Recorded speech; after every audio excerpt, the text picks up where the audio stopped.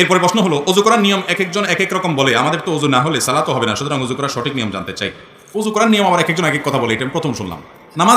নামাজের মাসআলা নিয়ে অনেক মত পার্থক্য আছে, অনেক গন্ডগোল ঝামেলা আছে। অজু নিয়ে ঝামেলা আছে আমি তো জানি না, প্রায় সবই এক। তারপরে তিনি জানতে চেয়েছেন অজুর সুন্নাত তরিকা হলো, আপনি প্রথম 2 হাতের কবজি পর্যন্ত ধোবেন, 2 হাতের কবজি পর্যন্ত 3 বার ধোবেন। এরপরে পানি নিয়ে 3 বার কুলি করবেন। কয়বার কুলি করবেন? 3 বার। কুলিটা করার সময় ভালো করে মুখের ভিতরে পানিটাকে নাড়া দিয়ে সম্ভব একটু গড়গড়া করবেন। গড়গড়া করতে না পারলে অন্তত ভালো করে নাড়া দিবেন 3 বার। 3 বার নাকে পানি দিবেন। নাকে পানি দেওয়ার ক্ষেত্রে ইস্তেনসার সুন্নাত, ইস্তেনশাক এবং ইস্তেনসার এগুলো হলো সুন্নাত। তো এই নাকে পানি দেওয়ার ক্ষেত্রে যে নির্দেশ, সেটা বাস্তবায়নটা এভাবে হবে যে হাতের কোষে পানি নিয়ে নাকের কাছে ধরে হালকা করে টান দিবেন। জোরে টান দিন, আবার মাথা তুলে যাবে একদম হালকা, বা নাককে চুবাই ধরে ডুবাই ধরে যাতে করে ভিতরে পানি যায়। এরপরে নাক পরিষ্কার করবেন। এভাবে 3 বার করা কি সুন্নাত। এরপর আপনি 3 বার আপনার মুখ ধোবেন। কয়বার ধোবেন? 3 বার। এই 3 বার ধোয়ার সময় পানি নেবেন অল্প, ডলবেন বেশি, ডলতে হবে বেশি। বিশেষ করে কপাল, এই যে কানের লতি, গোড়া, এগুলো একটু বেশি ডলা লাগে, কারণ এই জায়গাগুলো বড় তো শুকনা থেকে যায় অনেক সময়, এগুলোকে ভালো করে ডলতে হয়। নবী করিম সাল্লাল্লাহু আলাইহি ওয়াসাল্লাম ওযুর ক্ষেত্রে বারবার বলেছেন, আসবিগুল ওযু, তোমরা ওযুকে পরিপূর্ণ করো, আকমিলুল ওযু। তার মানে ওযুটাকে ভালোভাবে করতে হয়। এই ভালোভাবে ওযু মানে কি? ভালো ওযু মানে হলো সুন্দর করে ডলা। পানি অল্প নিলেন, ডলতে হবে বেশি। 3 বারের জায়গায় 4 বার 5 বার ধোবেন না।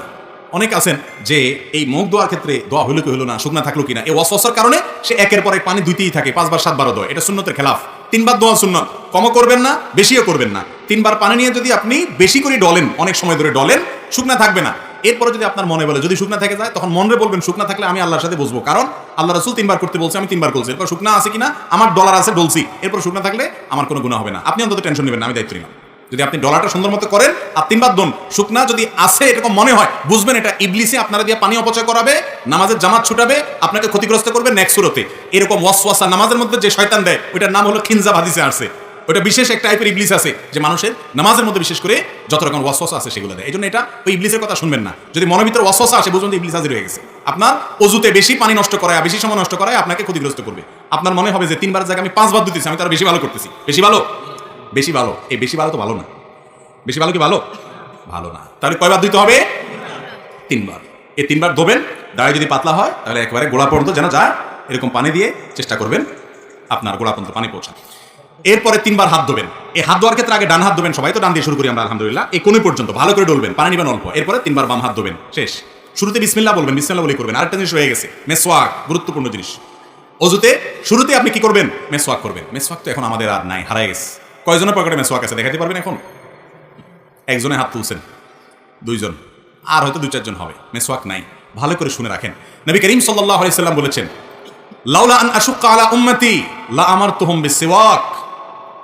যদি আমার উম্মতের জন্য মেসওয়াকটাকে আমি কঠিন মনে না করতাম, আমি মেসওয়াক করাটাকে আবশ্যক, ফরজ ওয়াজিব করে দিতাম, অর্ডার জারি করে দিতাম, যাতে সবাই মেসওয়াক করে। কারণ মেসওয়াক এটা মুমিনের জন্য, ইমানদারের জন্য অনেক উপকারী একটা জিনিস। এটা শুধুমাত্র দাঁত পরিষ্কার করো না, এটার সাথে অনেক কিছু সম্পর্ক আছে, ইমানের সম্পর্ক আছে।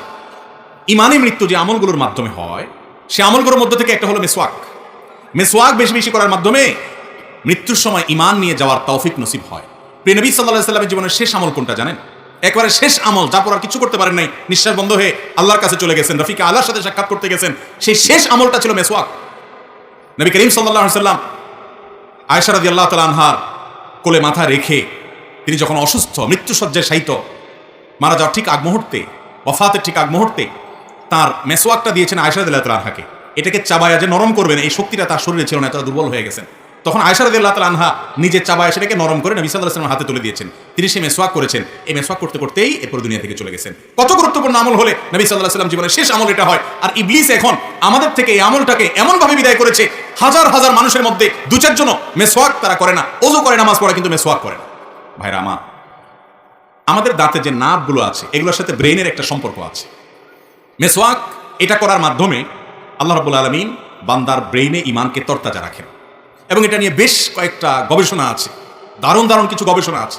এই গবেষণাগুলো আমি যাদের প্রতি খুব আস্থা রাখি, এরকম কিছু ভাইরা আমাকে পড়ে তার নির্যাসটা জানিয়েছে। আমি তাদের উপরে ভরসা, তাদের উপরে আস্থা রেখে আমি সেই আর্টিকেলগুলো সম্পর্কে টুকটাক আরও জানার চেষ্টা করেছি। করার পরে আমার কাছেও পরিষ্কার হয়েছে তাই যে মেসওয়াকের সাথে মানুষের ইমানে মৃত্যু নসিব হওয়ার একটা সম্পর্ক অনেক সুনিবিড় আছে। আমরা ব্রাশ করি, করেন আপনি ব্রাশ? আমরা আজকাল আঠালো খাবার খাই, চকলেট খাই, এমন কিছু খাই যেগুলো 1400 বছর আগে মানুষরা খেতেন না। সেই হিসাবে আমরা ব্রাশ করি, পেস্ট ব্যবহার করেন, কিন্তু মেসওয়াকটা ছাড়বেন না। মেসওয়াকটা এটা শুধুমাত্র দাঁত পরিষ্কার করা না, এটা দাঁত পরিষ্কার করা ছাড়াও এর স্পিরিচুয়াল অনেক পাওয়ার, এর আধ্যাত্মিক অনেক পাওয়ার, স্পিরিচুয়াল অনেক পাওয়ার আছে যেটা আমরা বুঝি না। কিরকম হলে মেসওয়াকের কথা এবার বলেছেন, কেন অজুতে তো কুলি করাও সুন্নাত। নবীজি তো বলেন নাই যে আমি যদি আমার উম্মতের জন্য কুলি করাটাকে কঠিন মনে না করতাম ফরজ করে দিতাম, তা তো বলেন নাই। নাকে পানি দেওয়াটার কথা এভাবে বলেন নাই, অন্য সুন্নাতের কথা তো এভাবে বলেন নাই। এই মেসওয়াকের কথা এত গুরুত্ব দিয়ে বলেছেন। আরো মজার বিষয়, মেসওয়াক শুধু ওযুর সময় না, নামাজের সময় রাসূল আকরাম সাল্লাল্লাহু আলাইহি ওয়াসাল্লামের হাদিস থেকে নামাজের সময় মেসওয়াকের কথা বলা আছে। এইজন্য সৌদি আরবে গেলে, আপনার মক্কা মদিনায় গেলে দেখবেন আরাবিয়ানদেরকে তাদের পকেটে মেসওয়াক থাকে, ম্যাক্সিমাম আরাবিয়ানদেরকে নামাজে দাঁড়াইছে তারা বাইর করে একামত দিচ্ছে, তারা দাঁতের উপরে মেসওয়াকটা দিয়ে ঘষে আবার সেটাকে রেখে দিচ্ছে পকেটে, খুব সিম্পল। কিন্তু ওই যে নামাজের সময় মেসওয়াক করতেছে, এটা শুধুমাত্র দাঁত পরিষ্কার করা না, দাঁত পরিষ্কার চাইলে অনেক বেশি কিছু নামাজে মনোযোগ আসার জন্য এটার উপকারিতা আছে। এর পাশাপাশি এই মেসওয়াকের আমলটা, এটা আপনি যখন শুতে যাবেন, আপনি যখন কারোর সাথে সাক্ষাৎ করতে যাবেন, বিভিন্ন জায়গায় মেসওয়াকের আমলটা করতে বলা হয়েছে। এই যে মেসওয়াকের আমলটা, এটা আজ হারিয়ে গেছে আমাদের থেকে। ওযুর সময় মেসওয়াক করাটা বিশেষভাবে সুন্নাত। করবো তো ইনশাআল্লাহ। গাছের ডাল রেখে দিবেন, একটু ঘষবেন এবং কিছুদিন পর পর পাল্টাবেন। জান্নাত চাইবেন আর একটু কষ্ট করতে পারবেন না। এই মেসওয়াকের উপকারিতা অনেক অনেক গুণ বেশি। এটা আল্লাহ তাআলা আমাদেরকে বোঝার তৌফিক দান করুন। তো যেটা বলতেছিলাম ওযুর নিয়ম সম্পর্কে, যে ওযুর নিয়ম এটা যখন আমরা বলতে গেছি, মেসওয়াকের কথাটা দেখেন শয়তান আমার ভুলে দিছি, সেটাকে আমি খুব গুরুত্বের সাথে করি। আমার ব্যক্তিগতভাবে আমার বাসা মেসওয়াক বান্ডিল সহকারে আমি রাখি, বান্ডিল সহকারে, যাতে করে সব বাচ্চারা মেসওয়াক করার অভ্যাস গড়ে ওঠে এবং এমনভাবে রাখা হয় যাতে অনেকগুলো মেসওয়াক থাকে, কখনো টান যেন না পড়ে।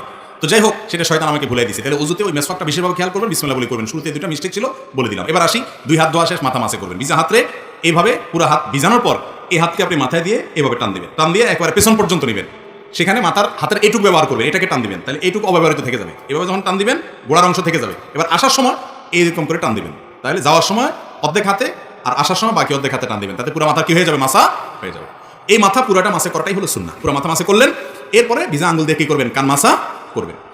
কান মাসা শেষ, গর্দান মাসা করবেন কিনা, এই তো এবার একটা ভেজাল এবং কামড়াকামড়ির জায়গায় চলে আসি আমরা, তাই না? এই একটা জায়গাতে ঝামেলা একটু এবং মতপার্থক্য আছে। গর্দান মাসে করা সম্পর্কে বেশ কয়েকটা বর্ণনা পাওয়া যায়, কিন্তু সে বর্ণনাগুলোর অবস্থা পর্যালোচনা করলে নিরপেক্ষভাবে আমার কাছে ক্ষুদ্র দৃষ্টিতে ওলামায়ে কেরামের তাহকিকগুলো দেখার পর আমার কাছে যেটা মনে হয়েছে সেটা হলো যে গর্দান মাসে করাটা আসলে হাদিস দ্বারা সুন্নাহ দ্বারা সাব্যস্ত না। এটা সাব্যস্ত হওয়ার মতো, এটাকে সুন্নাত বলার মতো, মুস্তাহাব বলার মতো এই পর্যায়ের হাদিসগুলো না। কথা কি বুঝাতে পারছি? কেউ গর্দান উপরে মাসে করে, ওই যে বিভিন্ন বর্ণনা আছে সেগুলোর উপরে ইতিমাদ করে ভরসা করে, অনেকগুলো আমাদের ফতোয়া আছে মুস্তাহাবের উপরে, তাদের ব্যাপারে আপনার হার্ডলাইন হয়ে তাদের সাথে যুদ্ধ করতে যাওয়ার দরকার নাই। আপনি যেটাকে বিশুদ্ধ মনে হয়েছে সেটার উপর আপনি আমল করবেন। যাই হোক, তাহলে মাথা মাসে করা শেষ, কান মাসে করা শেষ, বাকি হলো পাও। দোনো পাও দেবেন। পাও দেওয়ার ক্ষেত্রে নবী সাল্লাল্লাহু আলাইহি ওয়াসাল্লাম একটা বিশেষ গুরুত্বারোপ আছে। তিনি বলেছেন, ওয়াইলুল লিল আকাবি মিনান নার, পায়ের গিরা গোড়ালি এগুলোকে জাহান্নামের আগুন থেকে তোমরা বাঁচাবা, কারণ এগুলো শুকনা থাকে। বিশেষ করে যে শীতের মৌসুম চলতেছে, এখন তো আমরা ফরজি গতির ওযু করি। শীতের সময় ফরজি গতির ওযু চলে না? মসজিদের ওযুখানাগুলোতে দেখবেন গরমের সময় সিরিয়াল পড়ে যায়। যে ওযু করতে একবার চান্স পায় সে আর উঠতে চায় না, বিশেষ করে জোহরের ওযু। যত পানি ঢালে তত শান্তি। আর শীতের সময় দেখবেন যে ওযুখানাতে, মাগরিবের সাথে তো ওযুখানাতে কোনো মানুষই পাওয়া যায়, সবাই আসরটা দিয়া রেডিমেড একদম এসা পর্যন্ত কমপ্লিট করে, ঠিক না? ঠিক। এই যে শীতের সময় ওযু আমরা তাড়াহুড়া করি, শুকনা থেকে যায়, ত্বক শুকায় থাকে। শীতে আপনি ত্বকের যত্ন নেন, ওযুরও যত্ন নিতে হবে। এই জন্য বিশেষভাবে পাও ডোলে ডোলে ভালো করে গিরা গোড়া এগুলো ধুতে হবে এবং চিপা চাপাগুলোতে আঙ্গুলের খেলাল করতে হবে। এভাবে যদি আপনি 3 বার ডান পাও 3 বার বাম পাও ধোন, আপনার ওযু কমপ্লিট। এরপরে কালিমায়ে শাহাদা পাঠ করেন, আল্লাহ রাব্বুল আলামিন ইনশাআল্লাহ বিইذনিল্লাহ এই ওযুর মাধ্যমে আপনার জান্নাতে যাওয়াকে সহজ করবে। বুঝাতে পারছি? তাহলে এইভাবে ওযু করতে হবে। ওযু করার ক্ষেত্রে একটা বিশেষ সাবধানবাণীর কথা বলবো, সেটা হলো আজকাল শতকরা 99 জন মানুষ আমরা ওযু করতে গিয়ে একটা গুনাহ করি। অনেক সময় ওযু করাটা নফল কাজের জন্য ওযু করতেছেন, শোয়ার জন্য ওযু করতেছেন, তাহলে এটা নফল, ফরজ না। রাতে ঘুমানোর সময় ওযু করে শোয়া সুন্নাত, তো সুন্নাত আমল করার জন্য করেছেন, তাহলে এটা ফরজ না। কিন্তু আপনি ওযু করতে গিয়ে একটা কবিরা গুনাহ করতেছেন। ওযুটা সুন্নাত, সেটা করতে গিয়ে একটা কবিরা গুনাহ করে বসতেছেন। ম্যাক্সিমাম মানুষ আমরা এই অপরাধের সাথে জড়িত। সেটা কি? পানি অপচয়। পানির অপচয়। অপচয় করা কি সওয়াবের কাজ না গুনার কাজ? ছোট গুনাহ না বড় গুনাহ? আল্লাহ রাব্বুল আলামিন এটাকে বড় গুনাহ, কাবিরা গুনার মধ্যে রেখেছেন, অপচয় করা। আপনি পানি ব্যবহার করতে পারেন, নষ্ট করতে পারেন, প্রয়োজনের চাইতে অতিরিক্ত ব্যবহার করলে এটা অপচয়, এটা হারাম। আমরা অনেক ভাইরা আছেন ওযু করতে যে পরিমাণ পানি ব্যবহার করি, বিশেষ করে ট্যাপে তো ওযু করে আজকাল প্রায় সবাই, এই ট্যাপ চালাই দিয়া হাত ধোয়া শুরু থেকে নিয়ে পা ধোয়া পর্যন্ত যত পানি যায়, এগুলো যে একটা বড় বালতিতে ধরে রাখেন, একদিন একটু ট্রাই করে দেখেন যে, এবং একটু চেক করেন যে আমি কতগুলো পানি ব্যবহার করলাম ওযুতে। আপনি দেখেন প্রায় আধা বালতি বা তার চাইতে বেশি হয়ে যাবে ব্যবহার করেছে, ঠিক না? ঠিক। আর রাসূল আকরাম সাল্লাল্লাহু আলাইহি ওয়াসাল্লাম ওযুতে কত পানি লেগেছে জানেন? হাদিসে সে বিবরণ আসছে। এখানে তো গ্লাস নাই দেখানো যেত। এই যে মনে করেন কাপটা আছে, এই কাপটাতে যে পরিমাণ পানি লাগবে তার সাথে আরেকটু বেশি, আনুমানিক আর কি, এক্সাক্ট না। ধরেন এটা 2 কাপ, এই পানি দিয়ে তিনি ওযু কমপ্লিট করতেন। কিছু কম বেশ হবে, কিন্তু এর বেশি না। ধরেন 1 গ্লাস আর কি, 1 গ্লাস পানি দিয়ে ওযু করতেন। আপনি এবার চিন্তা করেন, মুখ হাত ধোয়া থেকে নিয়ে পা ধোয়া পর্যন্ত সব কাজগুলো যেভাবে বলেছি এইভাবে করতেন, কিন্তু পানি লাগতো ওইটুকু, আর আপনার লাগতেছে আধা বালতি। তাহলে আপনি অপচয় করতেছেন না করতেছেন না? এখন যদি বলেন এইটুকু দিয়ে আবার ওযু কিভাবে সম্ভব, এখন যদি এখানে বড় একটা গামলা নিয়ে আসতেন আর একটা গ্লাস পানি নিয়ে আসতে, তাহলে আমি দেখা দিতে পারতাম। গামলা তো আশেপাশে নাই মনে হয়, ইনশাল্লাহ কোনো এক সময় দেখাবো। ইউটিউবে অনেক ওলামা ইকরাম, বিশেষ করে আরবের অনেক ওলামা ইকরাম কিভাবে এই পানি দিয়ে নবীজি ওযু করতেন এটা দেখাই দিয়েছেন তারা হাতে কলমে। দেখেন, কোষে অল্প একটা কোষে পানি নেবেন, এই এক কোষ পানিকে আপনি মুখে নিয়ে এবার ডলেন, 3 বারে 3 কোষ পানি নেন, মুখ ধোয়া শেষ। হবে না? হবে না? ট্রাই করে দেখেন। কিন্তু আমরা অপচয় করি। এখন আপনি বলবেন হুজুর তখন পানির অভাব ছিল, মরুভূমিতে ছিলেন উনি, আমরা এখন বাংলাদেশে মাশাআল্লাহ নদীমাতৃক দেশ, আমাদের পানি তো পানি, পানির অত্যাচারে আমরা মাঝে মধ্যে বাড়ি ছাড়ি চলে যাওয়া লাগে। তো এখন এত পানি আছে, এখন কি ওয়াজ চলবে যে পানির অপচয় করা যাবে না? হ্যাঁ ভাই, চলবে। আল্লাহ আপনাকে নেয়ামত দিয়েছেন, সেজন্য আপনি তাই বলে যা খুশি তা করবেন, প্রয়োজনের চেয়ে ব্যবহার করবেন, এই নেয়ামতের এই ব্যবহারের অনুমতি আল্লাহ দেন নাই। এই জন্য এক হাদিসে আসছে নবী সাল্লাল্লাহু আলাইহি ওয়াসাল্লাম, নদীতে যদি কেউ কি করে, নদীতে যদি কেউ পানি ব্যবহার করে ওযু করে, সেখানে পর্যন্ত, সমুদ্রে পর্যন্ত পানি ব্যবহারের ক্ষেত্রে যেখানে পানির অভাব নেই সেখানেও যেন সে অপচয় না করে, সে বিষয়ে হাদিসে নির্দেশনা আসছে। তাহলে এখন আমাদের টেপের ট্যাঙ্কিতে অনেক পানি আছে, এই আশায় কি আমরা পানি অপচয় করব? মনে রাখবেন, অপচয়কারীকে অপচয় করার কারণে একসময় প্রায়শ্চিত্ত করতে হয়। টয়লেটে বসে বসে অযথা বদনার পানি ছাড়লেন অথবা টেপে পানি ছাড়লেন, একসময় দেখবেন যে আপনি টয়লেটে বসে মাশাআল্লাহ সব শেষ করে এখন পানিতে হাত দিয়ে দেখছেন টেপে পানি নেই। একবারে অপচয় করবেন, ওইটার জন্য আরেকবার ধরা খাবেন। এটা বাস্তবতা, এটা অভিজ্ঞতা, যে মানুষ যখন খুব বেশি সীমা লঙ্ঘন করে আল্লাহ তাআলা তার জন্য তাকে প্রায়শ্চিত্ত দুনিয়াতে ভোগ করার অনেক ক্ষেত্রে। এবং বাংলাদেশে আমাদের কথা বলবেন যে পানির অভাব নাই। আপনারা জানেন ঢাকা শহরে সহ সারা দেশে মাটির নিচে পানির লেয়ার নেমে যাচ্ছে। অলরেডি আমাদের এই সমস্ত এলাকাতেও ভালো পানি পাওয়া যায় না, শত শত ফিট নিচে নামা ছাড়া। ঠিক না? ঠিক। কিয়ামত যত কাছাচ্ছে তত অসুবিধা আরো বাড়বে, এবং কিয়ামতের আগে পানি নিয়ে যুদ্ধ হবে। কিয়ামতের আলামতগুলোর ভিতরে একটা। তাহলে এই পানির অপব্যবহার, অপচয় এগুলো করলে তার জন্য একসময় আমাদের এর জন্য ক্ষতির মুখোমুখি হতে হবে। সবচেয়ে বড় কথা হাদিসে নিষেধ আছে, এই জন্য ওযু করতে গিয়ে পানি অপচয় করা যাবে। এখন ওযুতে পানি টেপে পানি ব্যবহার করবেন, আবার আধা বালতি হবে না। পদ্ধতিটা কি? পদ্ধতিটা ভেরি সিম্পল, আমি বলি। আমি চেষ্টা করি আমল করার জন্য, সবসময় পারি যে তা না, আল্লাহ আমাকেও মাফ করুক, চেষ্টা করি আলহামদুলিল্লাহ। সেটা হলো, আপনি টেপ ছেড়ে দেওয়ার পর হাত ধুলেন, কুলি করলেন, নাকি এগুলো তো পটাপট হয়ে গেল, গ্যাপ হয় না। এবার আপনি মুখ ধোয়ার আগে দিয়ে যদি মনে করেন নাকটা কাটু পরিষ্কার করবেন, সময় লাগবে, তাহলে টেপটা বন্ধ করে নেন, নিয়ে এগুলো সেরে আবার টেপটা চালায়, এবার কোষ পানি নিয়ে, এক কোষ পানি নিয়ে টেপটা বন্ধ করেন, অথবা কোষ পানি নিয়ে মুখে দিয়ে টেপটা বন্ধ করে এবার ডলেন ভালো করে। আপনি এদিকে ডলতেছেন, ওই যে হুজুর ডলতে বলছে অত সুন্দর করে ডলতেছেন, এদিকে পানি যাইতে আছে টেপ দিয়ে, তাহলে হুজুরের কথা শুনে সব যদুর হলে এদিকে গুনার মেশিন লাগাই দিলেন। ঠিক না? ঠিক। এই টেপটাকে গ্যাপ দিয়ে দিয়া বন্ধ করে যদি উজু করেন, দেখবেন ইনশাআল্লাহ আল্লাহ তো আপনাকে সাধ্য অনুযায়ী জিজ্ঞাসাবাদ করুন যে আপনি কতটুকু পারছেন। আপনি অন্তত বলতে পারেন, আল্লাহ আমি চেষ্টা করছি পানি যেন অপচয় না হয়। যখন মুখ ধোয়া শেষ, আপনি মাথা মাসে করবেন, হাত ধোয়া শেষ, এবার হাত ধোয়া শেষ, এদিকে টেপে পড়তেছে, এদিকে আপনি মাথা মাসে করতেছেন না, আপনি টেপটা বন্ধ করেন, এরপর মাথা মাসে করেন। আপনি বলুন হুজুর এত ঝামেলা করে কে? এত ঝামেলা করে সে জান্নাতে যেতে যায় যে, জান্নাতে যেতে যায় যে, এত ঝামেলা করে সে। আপনি জান্নাতে যাবেন, দুনিয়ার সমান 10 দুনিয়া মিনিমাম এটার মালিক হবেন, এত নিয়ামত পাবেন, একটু টেপ বন্ধ করবেন, এটুকু করতে পারবেন না। এরকম 2 নম্বর এবং এরকম সুবিধাবাদী মানুষের জন্য জান্নাত আসে নাই। আল্লাহ আমাদের আমল করার তৌফিক দান করুন। শেষ করি নাকি? 11:50 বেজে গেছে, থাকুক। জি, জাযাকুমুল্লাহ খাইর ভাই। বাকি প্রশ্নের উত্তর আগামী বছর, পরের বছর বা অন্য কোনো জায়গায় যদি আল্লাহ তৌফিক দান করে আমরা দেবো। আজকে পর্যন্তই। আমরা যে সমস্ত কথা বললাম, শুনলাম, আল্লাহ তাআলা আমাকে, আপনাকে, আমাদের সবাইকে আমল করার তৌফিক দান করুন। বলুন আমিন।